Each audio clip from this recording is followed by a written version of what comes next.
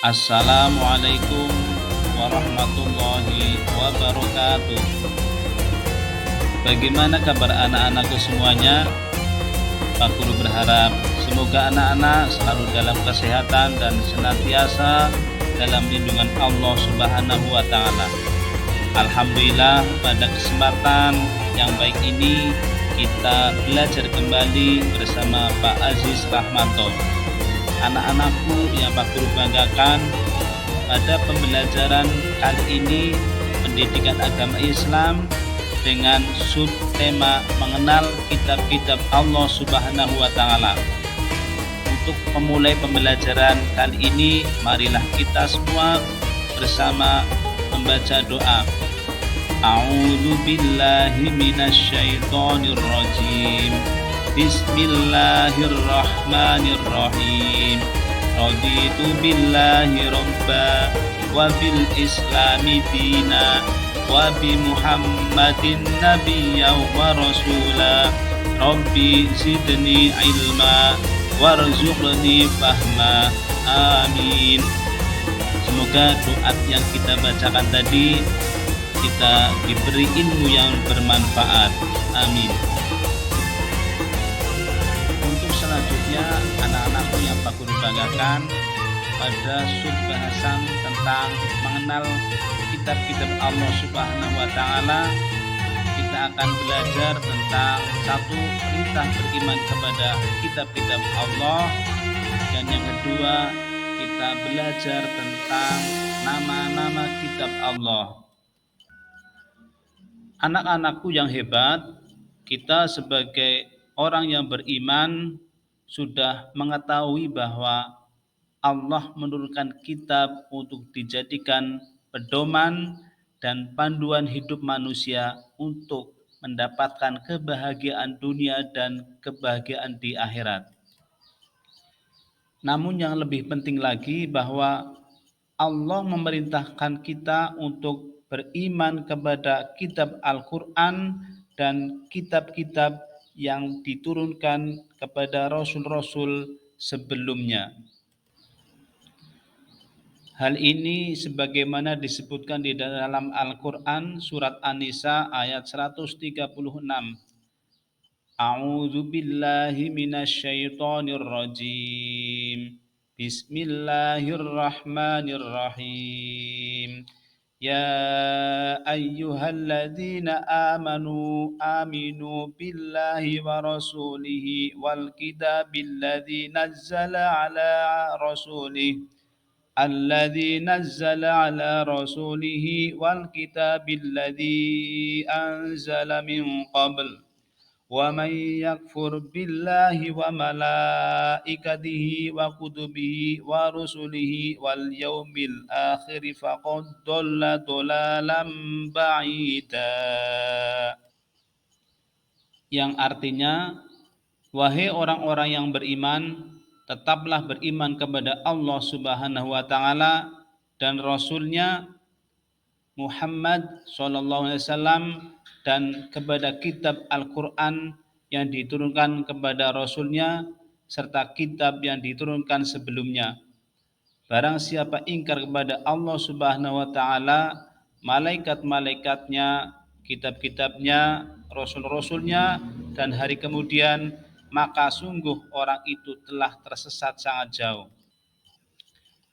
Ayat tersebut menjadi petunjuk bagi kita untuk tetap beriman kepada Allah Subhanahu wa Ta'ala dan kepada Rasulnya Muhammad SAW dan kitab yang diturunkan kepada beliau.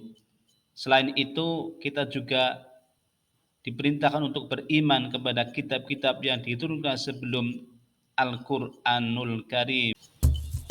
Anak-anakku yang hebat, kita sudah mengetahui bahwa Allah telah menurunkan kitab-kitab sebelum Al-Quran. Kitab-kitab tersebut diantaranya adalah kitab Taurat. Kitab Taurat diturunkan kepada Nabi Musa alaihissalam ketika beliau berada di Gunung Tursina. Kitab Taurat menggunakan bahasa Ibrani. Kitab Taurat diturunkan pada abad 12 sebelum Masehi di daerah Israel dan Mesir.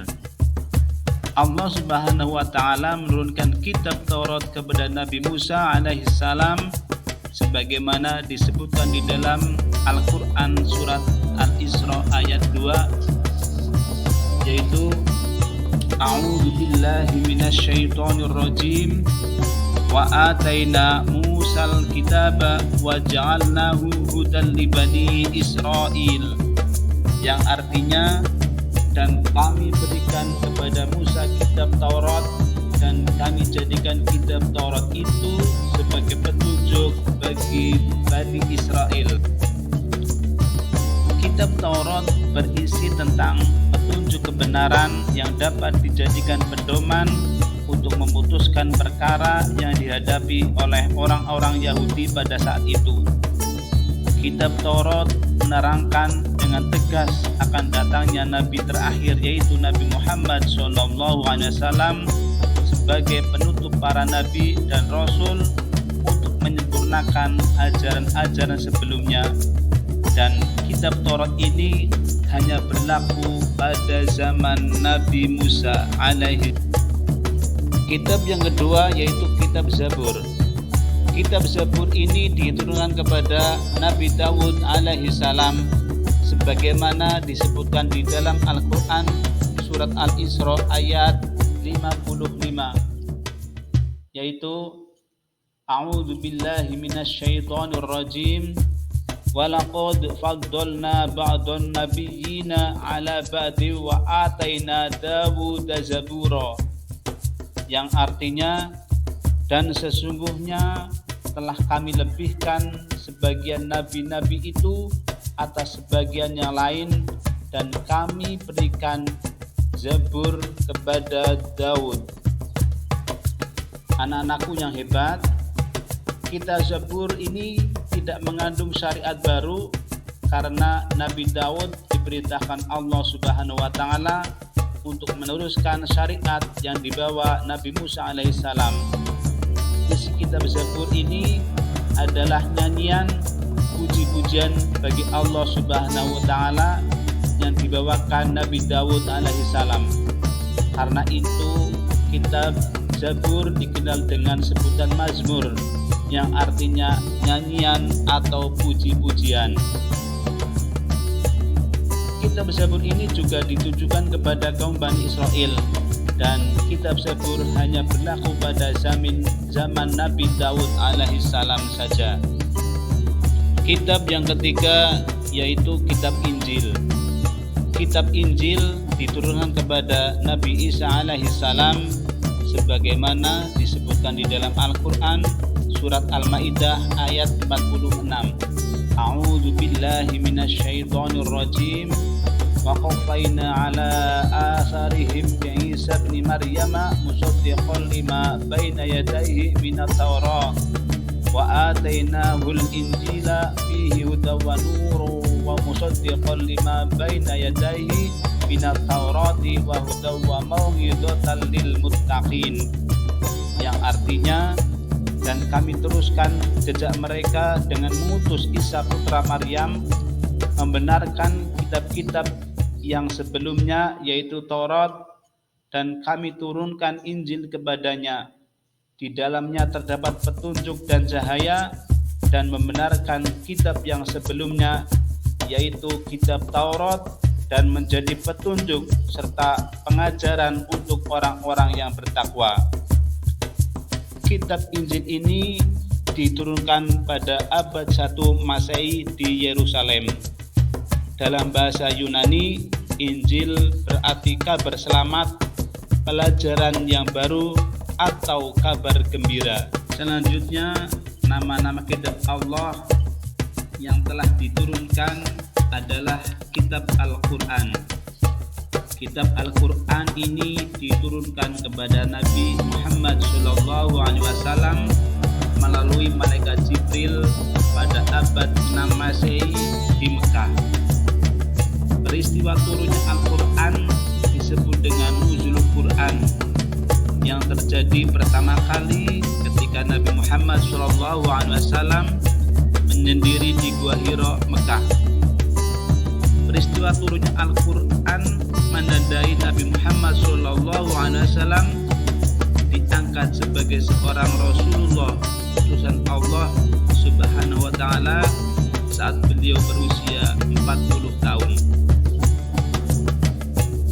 Penekanan bahwa kitab Al-Quran adalah kitab yang diturunkan kepada Nabi Muhammad SAW serta membenarkan kitab-kitab yang diturunkan sebelumnya tersebut di dalam Al-Quran, yaitu surat Al-Maidah ayat 48. A'udzu billahi minasyaitonir rajim.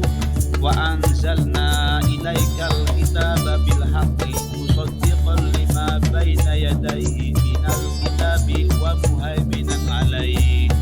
Yang artinya, dan kami telah turunkan kitab Al-Quran kepadamu dengan membawa kebenaran yang membenarkan kitab-kitab yang diturunkan sebelumnya.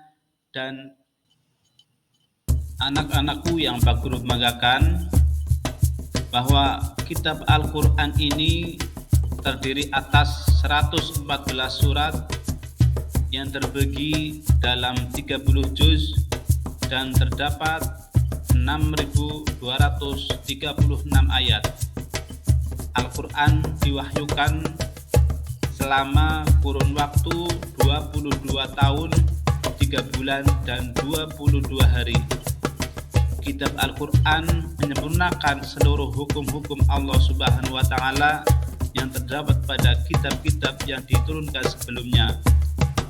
Al-Quran diturunkan untuk seluruh umat manusia sebagai rahmat bagi seluruh alam atau rahmatan lil alamin.